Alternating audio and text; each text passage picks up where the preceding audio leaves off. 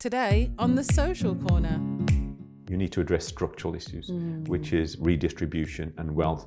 If you're a black business owner, you're twice as likely to be discouraged. And that's not because they're inferior anyway, or they haven't got the backing. So you need to build wealth in the community as much as amongst individual entrepreneurs.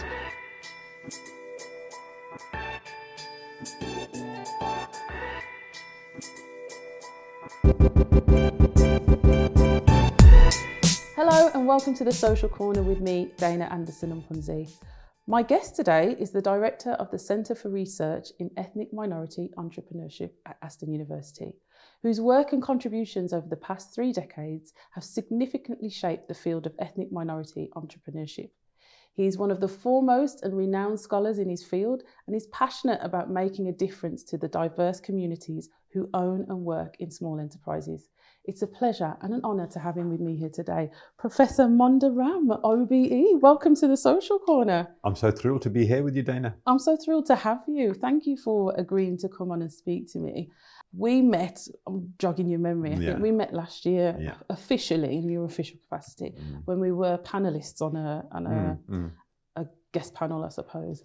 And I think what really struck me about yourself was one, the position that you held, of course, but also the wealth of knowledge and information that, you know, I didn't feel so much of my community especially have access to or know around entrepreneurship and the vast background that you have in that area. What would you say is, I suppose, one thing that you wish minority communities knew more about small business and entrepreneurship? Well, one of the things I think I wished in terms of the question you pose is the belief in themselves and in the communities. I mean, my generation was the migration generation. So my dad came over here in the sort of 1950s. And you know, there's Windrush, there's the Indian migration, Pakistani migration, South Asian migration. It has one thing in common, and that's an act of great bravery. I often say that the act of migration is the most entrepreneurial act that anyone can perform, because just think about it. You're leaving your home, your network, your people, your sort of comfort blanket, and you're going to another continent, and you don't know what you're going to see, feel like when you get there. You don't know what reception you're going to be exposed to. That takes a lot of guts. That takes a lot of bravery. It takes a lot of creativity. It takes a lot of entrepreneurialism. And that story is built into us, built into my parents' generation, our community. And they've had to rely on those entrepreneurial qualities to survive, to get by, and now thrive. So when I say belief, minority communities in Birmingham, in this country, have got huge intellectual and entrepreneurial resources that define them. Yet what do we see in the press, in the academic press, in policy? We don't see us. That's true. And I've always said, well, look, you know, it's naturally defined, it's who we are, but we're not seeing us in schools, we're not seeing us in the universities, in policy debates, in initiatives, and yet we should be center stage. And why aren't we? And so that was, I think, at the heart of my experiences growing up, because I grew up in a shop, a corner shop. Most of my customers, most of my parents' customers were from the African Caribbean community. But we really didn't see that as an issue. You know, I remember serving in the shop, selling green bananas, plantain, mackerel, saltfish. It's just what we did, you know. And hard bread. In fact, one of our customers, it was I still see him today. The guy we buy bread from, of Sunrise Bakeries. So you know, it was steeped into me at a really early age. So, to set the scene, what are some of the statistics surrounding minority businesses that people might find surprising? The first point is that ethnic minority entrepreneurs, ethnic minorities are, in terms of the aspirations, ambitions, probably the most entrepreneurial in the country, and have been for 3 decades at least. Yeah. So probably in terms of aspirations, twice as entrepreneurial as a white population. That's not many people though that they think, oh, Asians, but it's all communities, communities, African, Caribbean communities. In fact, they're some of the most entrepreneurial in terms of expressing aspirations. So we need to sort of recognize that front and center, first point. But after, I suppose, 42 months, that's the official period in terms of the research, the position flips.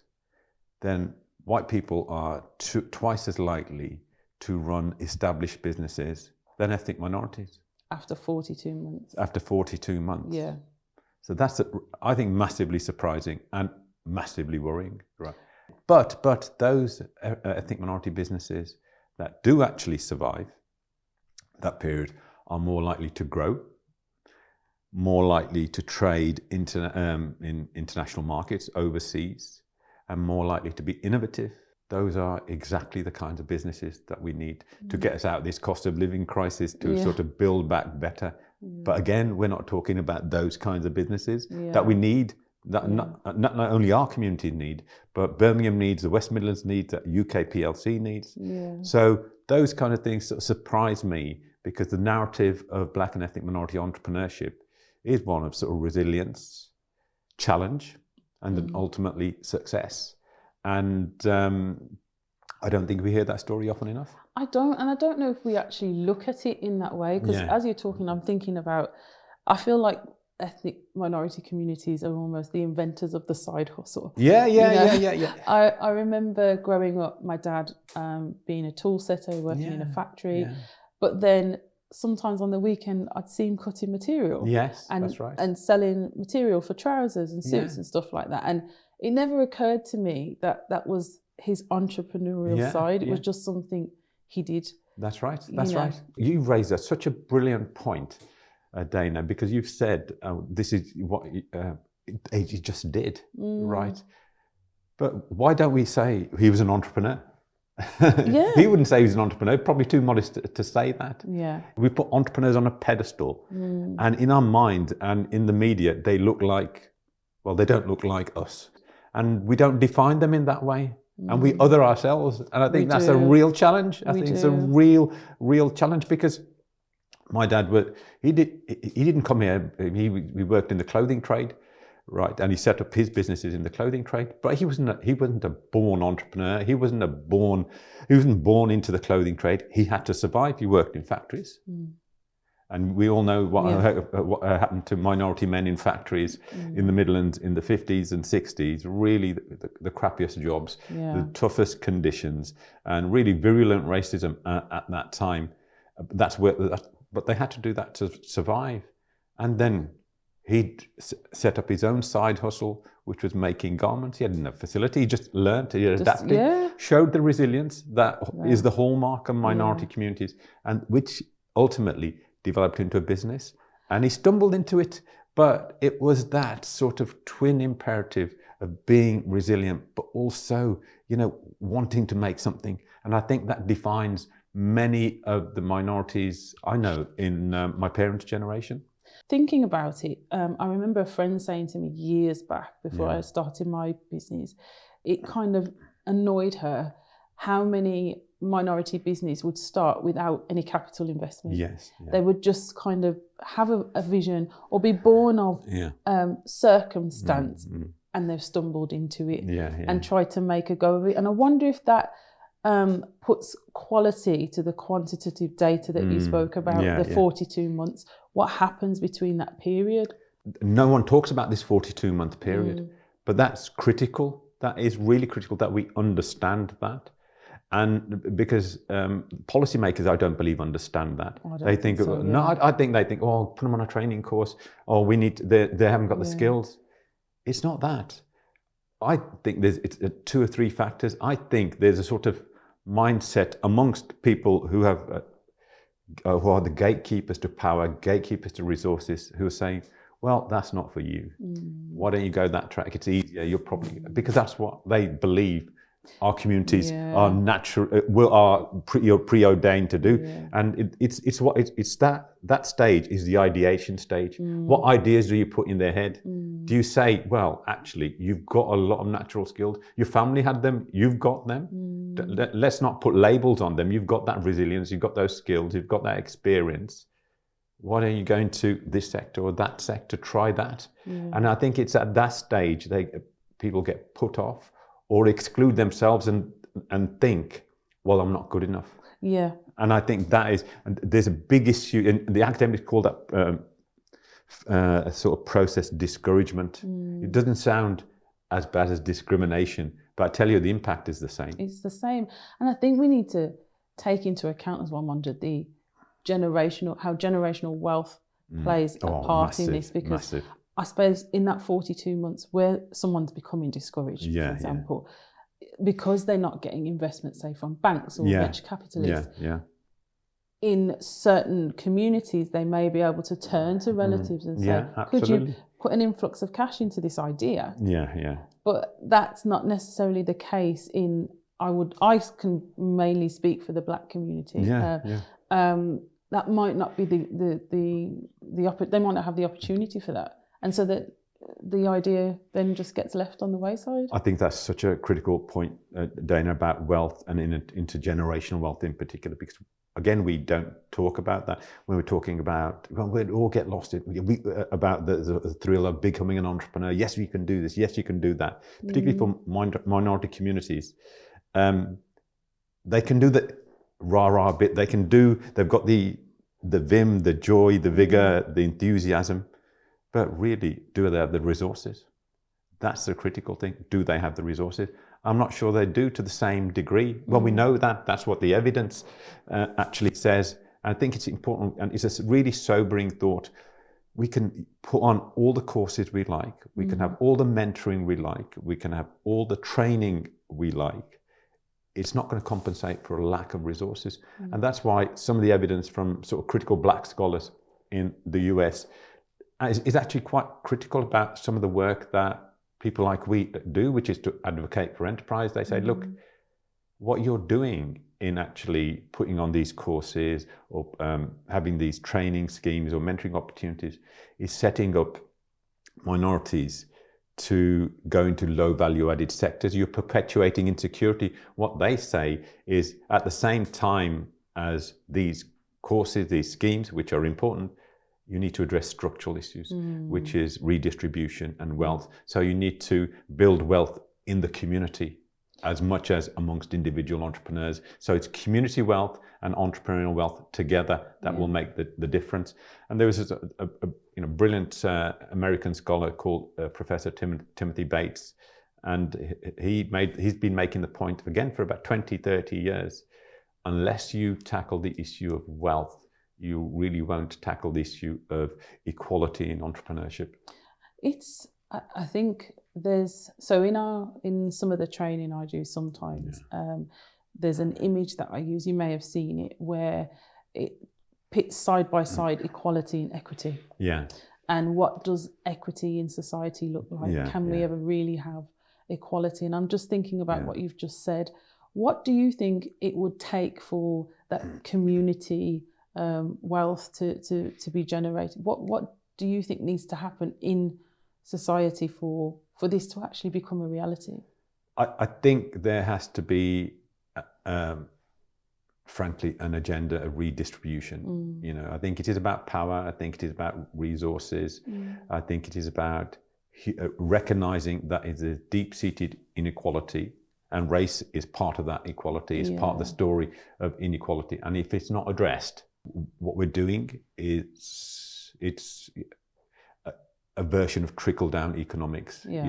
People at the top will benefit, and eventually there'll be marginal incremental changes at the bottom. Even within the existing system, though, there's a lot more we can do, and that's what we try to do at our centre, to show there's lots of evidence of initiatives that actually do make a difference. And these are the steps that you have to take. So even though the challenge is hard, it doesn't mean that there aren't grounds for optimism, and it doesn't mean that people can't collaborate to make a real difference.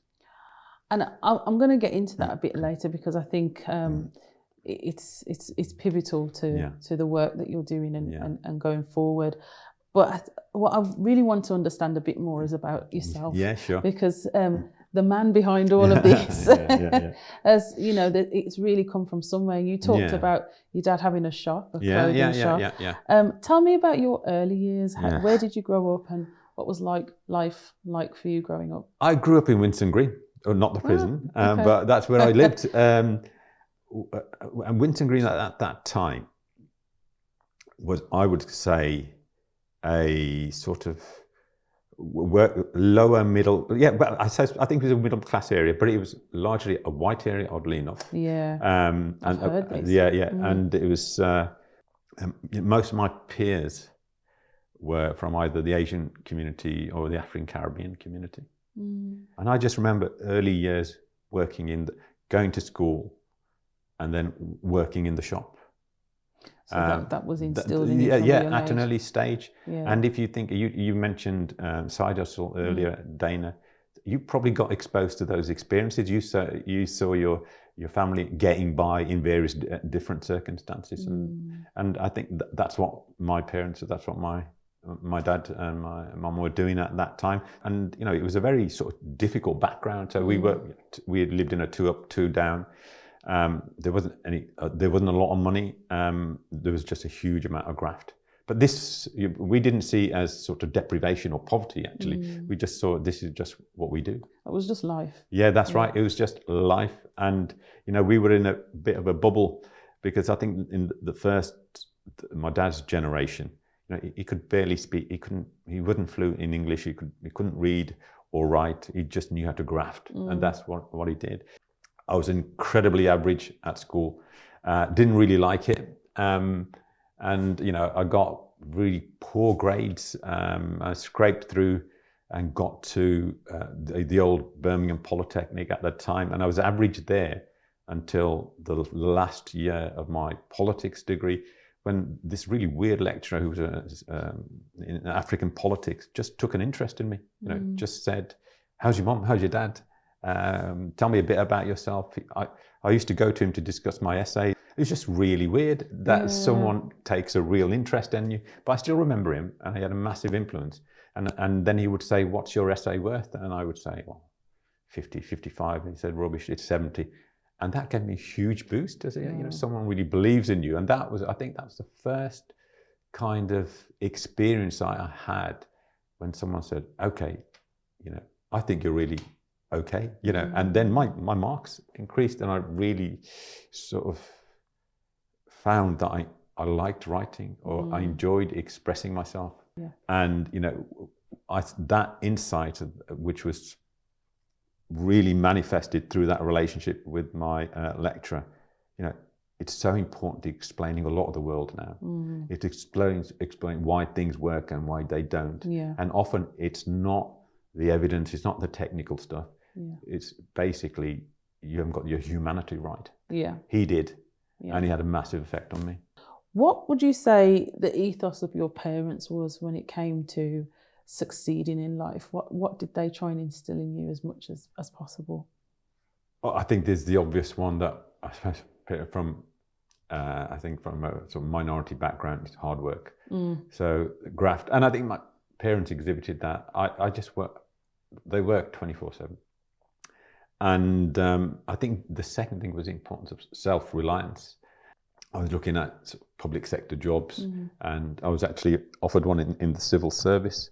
And my dad said to me at the time, yeah, that's great, but you know, if you sell that box of shirts, you'll earn more than in a day than a week working for the civil service. And that's how he saw the world. I mean, I didn't see it that way, and we did have a few sort of issues, because I valued the academic. I fell into the academic life. Now I think about it, that early sort of interest in writing was all about telling about the story of our background and people from different walks of life.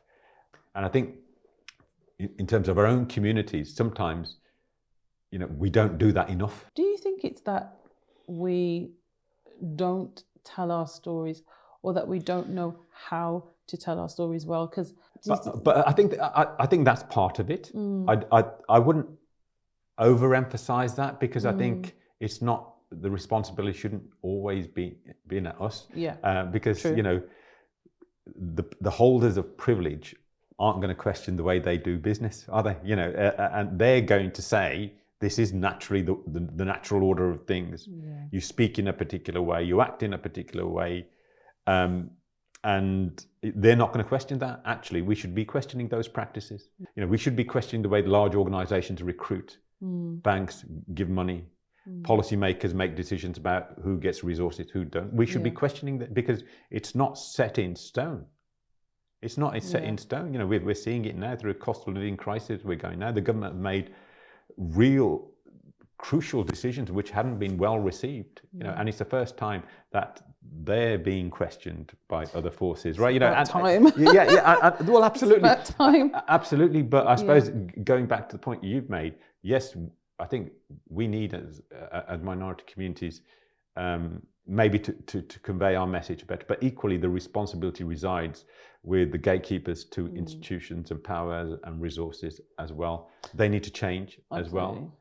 Is the language as well a part of it, Monder? Because I think maybe about 8 years ago, I remember thinking to myself, why do we call ourselves minority communities? I know we are of the minority in this in Britain, in the UK, but we're not actually minorities, are we? No, but that imagery of being minor in comparison, also, I think that affects the psyche of how we see ourselves in business, entrepreneurship. What are your thoughts? I think that's a really, you know, if you look at it in a global perspective, we're a global majority, you know. And I do think that is a very important point. It's a very challenging point as well. I think the importance is, if you talk about a minority, it does other. Don't you're talking about someone else. You're not talking about the majority, and sometimes that sort of reads as you're talking about something that's less important than the majority. And in some, it's ridiculous, and it's particularly ridiculous in Birmingham. You know, we're a effectively minority city, and there's been big debates about what is the best way to say it. Is it black? Is it Indian? Is it Asian? And all of those have validity, and I think it's important that you respect the way people want to be their own labelling of each other. It's really challenging, and now there's an ongoing debate about what's the right label, and apparently now the trendiest thing to do is call minoritized ethnic communities, and I can see why people call that, but it's a bit of a mouthful, and I don't know any sane person who's going to use that. But at the same time, we experience discrimination in different ways. And there is a commonality there, but you will experience it in a very different way to me. Of course. But there's what we call a structural relationship. There's still that experience. That's the thing that binds us, that experience. And we shouldn't lose sight of that despite all the difficulty in labeling, if that's all we do, have a fight about what's the right label, what about all the stuff about power, resources, etc.? We lose sight of the prize. The prize should be making a difference at a structural level, right? But I suppose the question for me has always been there because of what it does to the mind when you think that you're the minority, like you talked about, and how that feeds into power. Because actually, if you understood that you of the majority, would there be a better joined up way of working globally rather than I'm the minority, so I stay in this small pool of fish?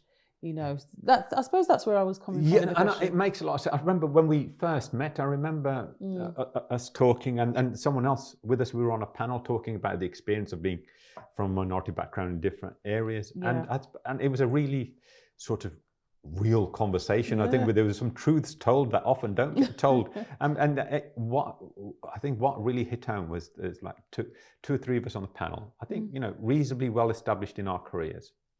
And we were all saying the same thing, that even when we go to a room, and this happens to me, I'm a lot older, and it happens to me now. If I go into a room I will check out how many minorities are there. Oh yeah. Yeah, right. I will check out, you know, if I'm going to be safe in this environment, what I can say, and I know I shouldn't. You know, and I don't think my kids do that actually. I do that. Yes, I do think this generation coming up is a lot less censored than possibly yours or mine. Because I do the same thing. I walk in, I'm like, okay, how do I project myself? Is my voice too strong? Or, you know, and it's been a lot of unlearning for me to try and just enter rooms as myself now instead of thinking about bringing censored Daina to work. I find that really difficult, Daina. You probably have to teach me to do this. I find that really difficult, and I've been to, so I work with some really posh people in different environments, and some people with big names, big labels, big jobs, and then but I spend a lot of my time with entrepreneurs as well, and it's fabulous, and you do have to have that ability and agility in different environments to reinvent yourself. And I often think to myself, well, what if I didn't have to do that? Maybe I have a lot more energy, because it takes a lot of psychic energy. It does, unconsciously as well. That's why people say that I'm knackered, I'm tired of this debate. And I'm convinced they're tired of it, not because they're running a marathon physically, but they are emotionally, mentally. And I don't think, if you're not from that background, you don't realize that. You don't realize the amount of self-censoring you have to do when you enter particular environments. And I tell you, I still do that. Absolutely, yeah. Same. Same. I don't think it ever goes away. I've lost sight a little bit of your early years, but I think this all plays into it, because you spoke a lot about, what your parents' ethos of hard work, resilience, etc. put into you. How did that shape your early years of thought with regards to what you were going to do in the future? As I got older, sort of leaving school, my dad had done sort of well enough to leave the factory and leave the factories working for other people and set up his own business, making clothes, etc. And he got a couple of units, and it was always, you will take over one of these. I suppose that must have been difficult at that time, because as you say, it's almost a sense of duty, isn't it? Passing down the torch, this is what you're supposed to do. But then you go on to actually shine a very needed reflective mirror on the things that you saw that might have been difficult for the business. Well, I think duty is a massive word for minority communities and for my generation, because that's what I was supposed to do. That, not only for myself, but that was the job. You're working for yourself, you're working for your family, and to step outside of that was really difficult, and you do feel sort of bereft when you do that. I think parents, family rationalise it. I was going through a phase, he'll be back, and then really when that was when I sort of carved my own existence. And what made it really difficult is the way my parents tried to make sense of it. If you're going to be a doctor, that makes sense. If you're going to be a lawyer, that makes sense. If you're going to be an accountant, that's all right, because it's about money. But if you're a sort of waffly social scientist like myself, what on earth is that? I mean, I liked history and I liked sociology, and that. What does that? What's that about? And I was basically able to use insights from those disciplines to look at business. But I don't see myself as an entrepreneur specialist. I'm a social scientist. So I'm really interested in people. I'm really interested in power. I'm really interested in how it plays out here, how it plays out in society, and how it plays out in businesses. Much of what you do now, and I had a nice Google about it. Such a catalogue of research projects and journals and books that you'd contributed to. Were you aware back then of what inequality was in your younger years, or did you kind of just see it and it was just something that you existed in or around? I don't think I had a conscious awareness of it. But I did have an awareness of difference, that we were different. Right. And in an academic sense, I suppose that came to the fore when I started doing a PhD. And at that time, an author just published a book called Industrial Relations in Small Firms. So I was just about to start a PhD on industrial relations in small firms, and someone just wrote a book on it. And I thought, oh gosh, so someone's beaten me to it. And then I read it and I thought, this isn't how it is, right? He hadn't interviewed workers, he hadn't lived in these businesses, and he's making these real assumptions about what it's like in a small business. And so that really motivated me, because I think I was telling the story, I was telling the truth, my truth from experiencing, but also from the evidence. And that led to my own book a few years later, which really challenged his perception. But what I think it brought home to me was that the life I'd sort of been living, experienced, of my family, of different communities I worked with, weren't being represented in the academic world. Yeah. But most of my life I spent with, as I said, people from different communities. And so I made a point about trying to speak to different people, from different sectors, from the business sector, from the public sector, from the policy sector, and share our work with them. Right. Because they were the decision makers. Yeah. If we're not talking to people who are making big decisions, right, we're perpetuating the ignorance, right? So we wanted our research to be out there, so people at least can to understand a bit more about business and minorities. And so that was really important to us. Change the narrative at the academic level, but also work with people and institutions that make decisions. So it was almost like both arms are in action. Yeah. There's both arms, but there's a third arm as well, I might say. Because guess who's the most absent from the debate? It's black business owners, minority business owners. You know, they're not in those circles. Yeah. They're not in those circles, and that's why we sort of, it's 26 years ago actually, we set up a conference for entrepreneurs, right? And brought them into the space, brought them into university, and put them in front of bankers, put them in front of government officials and politicians, and got them in the same room, talking about the research, but also talking about their experiences. And we've been doing that every year since that was started. That's supposed to be a one-off, but we're in our 26th year this year, and that's part of what we do. Yeah. So now I make the point to policymakers all the time: if you want to level up, you need to support black and ethnic minority businesses. Yeah. It's not being made. Thinking of your own family now. Yeah. You're a father. Yeah. Yes. Yeah. And how important is the work that you do to the success of your children's futures? I didn't want to push them into a career, because my parents wanted me to become a business owner, work in the business, and I felt a bit of a failure when I didn't. And I say to my kids, it's that flow. Whatever you do, as long as you're passionate about it, it's something that you want to do, that's fine. So you founded the Centre for Research in Ethnic Minority Entrepreneurship. I'm going to call it CREME for short, because that's what it's called, in 2004. Yeah. Was this a partnership, or was it just solely yourself? Well, it was a joint venture, right, between the university I was at the time, De Montfort University, and the East Midlands Development Agency. I'd been encouraged to set up a centre for 3 or 4 years, because we'd been getting a lot of attention for our work, and I'd been encouraged to set up a centre focusing on ethnic minority issues for a long time. And I'd always refused, because I really didn't want to get pigeonholed as the ethnic minority person, because what I was writing about small firms, I was writing about workers, ownership, leadership, HRM, human resource management issues, and I was publishing in mainstream journals, not ethnic journals.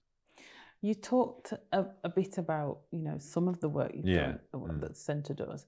And when I was reading online, it said the mission is simply to make diversity everyone's business. Yeah. That's what the centre's mission is. For those that I suppose are not as aware of the centre, what does that look like? We are passionate about passionate about using research to make a real difference to people's lives. And we do that in 3 ways. First, I think it is important to be at the cutting edge of the evidence. We've cited statistics, we've cited evidence. That's really important, to be at the leading edge of that area. We don't just want to be advocates. There's lots of advocates. We want to be the center that generates the evidence. So we want advanced thinking. So we want to shape the way people think. But it's useless generating the knowledge if you don't use it. So that's why we work very closely with policymakers and practitioners. We talked about them earlier, them being the gatekeepers to decisions. So if we're not talking to them, you know, we're perpetuating a system where they make ill-informed decisions. And the third thing, we want to keep our connection. We want to do some good to ethnic minority communities and workers and businesses. So that's why we've held a conference for 26 years. That's why we've started initiatives with Black and ethnic minority business owners. That's why I will routinely work with minority networks. We're at the center of a lot of networks. If we're not in those networks, we're not being of service to those communities. And speaking of that, making a difference, I had the privilege of being invited to your, I think it was your Christmas kind of annual dinner. Was it last year? I think it was our conference, CREME conference. That was the 25th one. The 25th. Oh, so I was at number 25. One of the things that really struck me was you had quite a few representatives from some of the major banks talking about the fact that they are now changing policy. They are, you know, developing things for small business, ethnic minority businesses, and recognizing that the lower majority of their investment goes to those communities. And I thought, wow, that's really powerful, because, you know, leaning back on what I said earlier about the friend that I was having that conversation with almost 10 years ago, to then hear the head of the bank saying, we're going to fix this, is actually quite significant. And I imagine that speaks to the type of policies that you're talking about changing and the work that's actually being done. Absolutely. In the year 2000, we led the first major study of banks and ethnic minority businesses. And so we were the first out there, and that was really important. And what we found at that major study is that the banks really had there's still this massive perception that Black and ethnic minority communities were treated unfairly. And that hasn't gone.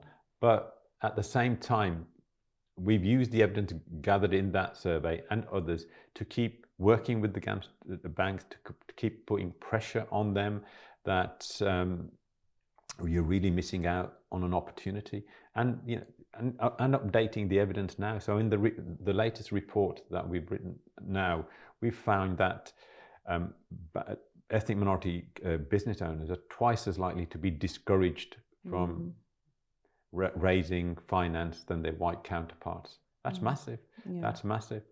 And you know, so we put that evidence to the banks and say, look, these are the facts. These are not just individual Black business owners complaining because they haven't got money. Here's the evidence. If you're a Black business owner, you're twice as likely to be discouraged. And that's not because they're inferior anyway, or they haven't got the backing. It means your practices aren't right.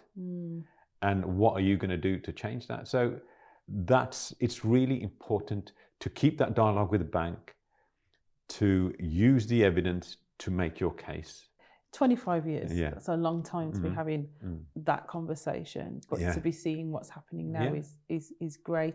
You know, and there's a saying I always think of, and it says, big ships turn slow. Yeah, absolutely. I think of and reflect on the last 3 years. You know, we've seen a global pandemic, we've seen racial tensions, we've seen economic uncertainty, and I know a lot of my peers in business and entrepreneurship have had to pivot, as put it, or they've had to, you know, some of them have actually even closed businesses down because the support or the understanding for ethnic entrepreneurship wasn't there. Yeah. And so I just wonder if it's taken 25 years to get the conversation to move to this point. How long do you envision that the needle may take to move for it to trickle down into actual practice within these banks and within these big investors? This is the message we're trying to give to policymakers. There are real assets into the community. They're really important, these businesses, to the survival of not only those individual firms, but those communities. And you need to get alongside them. You know, you need to change your model of supporting businesses. And this is the message we're trying to convey to policymakers as we speak. Yeah. You have had huge success from leading countless research projects, writing publications, books, and changing policy. With all of that behind you, what would you say now is ahead of you?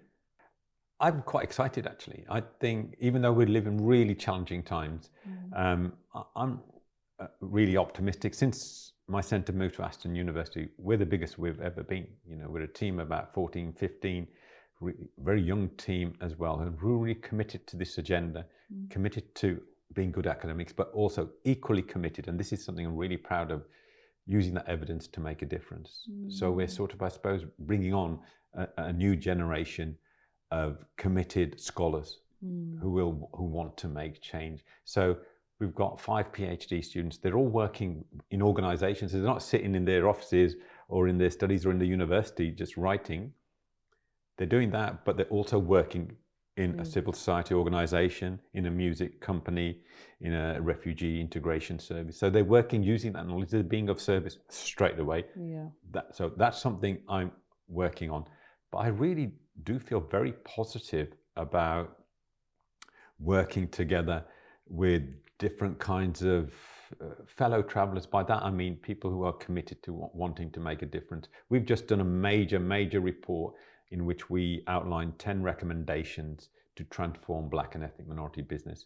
We say at the moment that Black and ethnic minorities contribute to 25 billion to the economy.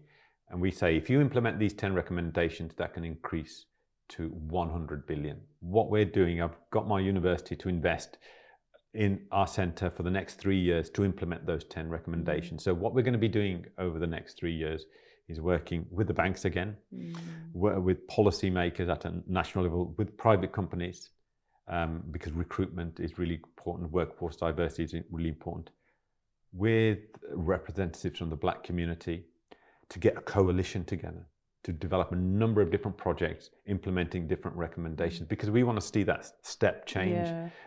Because we said when we introduced this report, the time for excuses is over. Here's the evidence, right? This is what works in other countries, because we looked what worked in US, Canada, and Europe. And this is what we want to do with you together.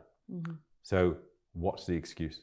If Monder now could speak to Monder back then, who was just trying to figure it out in terms of where you fit, what would you say to him? That's just a really cheeky question, but it's a really powerful question, actually. It's a really powerful question. I think I would say to him,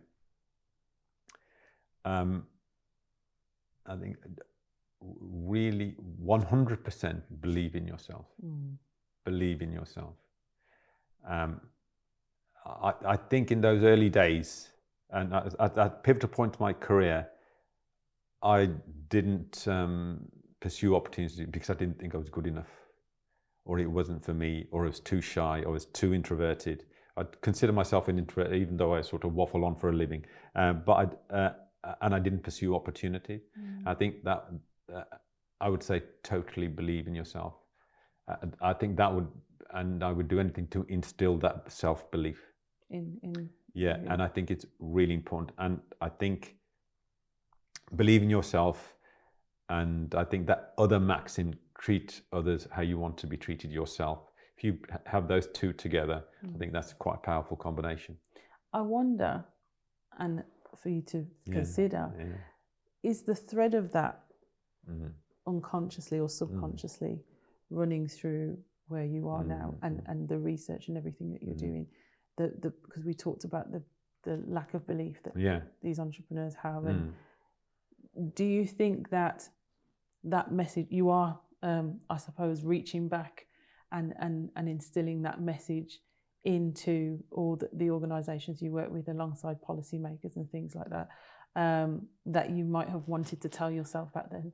I think that's a fair observation, Daina. I think that's probably unwittingly, in most cases, what I'm doing. You know, when I have conversations with, let's say, with some of my students, some of my PhD students, I think they're marvelous. You know, I think, you know, but not in a conventional way. They're all different, and I think, you know, pulling out that difference, validating, legitimizing that difference, saying that's, you know, that's great. And thinking about all that you've done and what you're doing and what you are hoping to do in the future, how do you want to see your social corner evolve within the next 5 years? That's a really interesting question. I think in the next 5 years, I would like to think that we've gone a significant way to change the narrative on Black and ethnic minority entrepreneurship, but not only change the narrative, but actually change practice, to be the, I suppose, the catalyst that drives change forward. I think we can do that now with this report, with this investment, and with our commitment and our partners. I think we can do that. I hope another change that I'm proud to be a part of that. We've created partnerships with social enterprises, community organisations, businesses, and they all feel part of the university now. We work as one. Good. And I learn from them, they learn from me. And at my university now, Aston University, have really taken that on board, and that's integral to the university. I like to think that I'm playing my part in facilitating that. And I suppose the third and final part, we've got this team of young researchers, is how incredible it is to see their development. I think what we're doing is sort of building a community of really committed young scholars. And I like to think that sort of I've created an environment in which that can happen. And all those three things are, I think, I'm proud for any of those to be a legacy. Well, I must say that as a business owner from the ethnic minority community, it's definitely a comfort to know that you guys are doing what you're doing and trailblazing in such a way and making such massive strides for change. So I just want to say thank you first and foremost for spearheading that and really seeing that vision and running with it. And also thank you so much for being here today and coming on to the show. It's an absolute pleasure, Daina. It's been a wonderful way to spend Saturday morning. Thank you. Cheers. Thank you.